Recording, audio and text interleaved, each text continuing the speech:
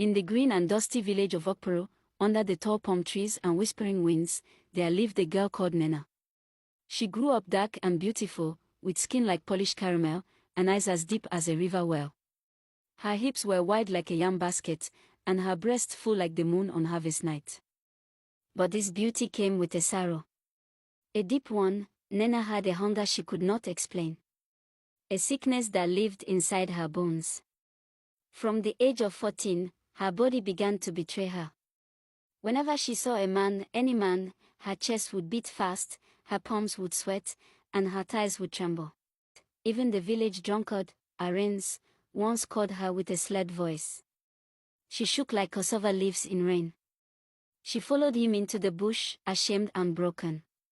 When she returned, the market women hissed, "She has no shame. Look at her. She will follow even a madman." Men saw her as a toy. Some waited for her near the stream, knowing she could not say no. They didn't beg her. They didn't even ask. They knew. Her body would come before her voice could resist. Even when her lips said please, leave me, her hands would pull them close. Her mother, Mama Adanma, didn't know what to do. She cried. Shouted. She took Nena to pastors. To herbalists. Nothing worked. The girl would promise, "Mama, I will stop." But she couldn't. Her only comfort in this world was Auntie Uzidi, her late father's sister. Auntie Uzidi was like a second mother. She was soft-spoken, wore long wrappers and always chewed bitter cola. She had no children of her own, but she loved Nena deeply. When Nena came home crying with torn clothes and dirt on her skin, it was Auntie Uzidi who wiped her tears. She would hold her close and whisper, "My child, don't cry. You're not bad. The world is just wicked." She made her pepper soup when she was sick. She rubbed her back when she was shaking from desire she couldn't control. "Maybe it's just your time," she would say gently. "Maybe the gods are testing you." Nena loved her. Auntie Uzidi was the only one who didn't judge her, but the whispers in the village grew louder. Women hid their husbands. Boys laughed and pointed.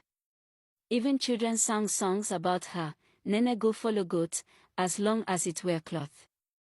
One day, while buying gari in the market, Nena saw a strange man chewing kola nut and laughing to himself. He had no teeth. His wrapper was dirty. Flies buzzed around him. But something in her began to shake. Her hands trembled, her breath quickened.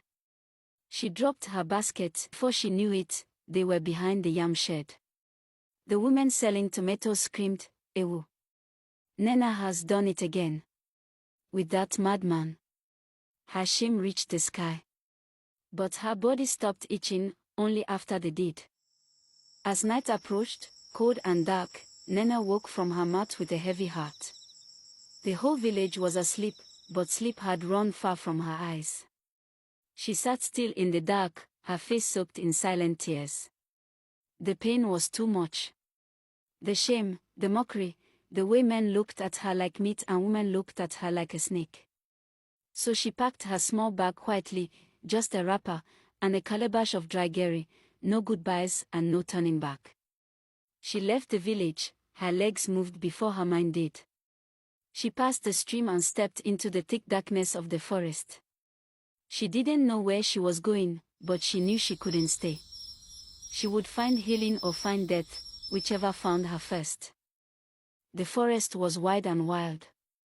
Her feet was bruised, her lips dry, her wrapper torn by thorns. Still, she moved. After many hours, she saw a light. Faint. Far. But it was something. She dragged herself toward it. There, tucked deep in the forest, stood a small hut made of clay, with smoke crawling out from its top and a single dim light dancing inside. She knocked once, twice, and just before she fainted, the door opened with a long creak. A man no taller than her waist stood there. His beard was long, white and twisted like an old rope.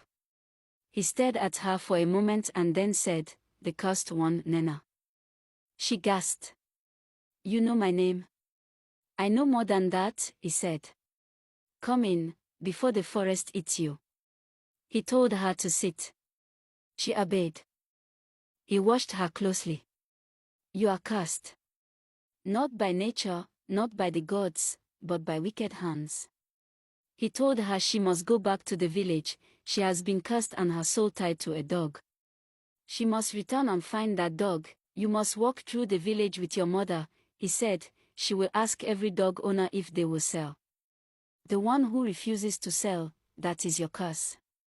On hearing this, Nena was shocked. The next morning, she ran as her life depended on it, straight back to her village to inform her mother of this shocking news.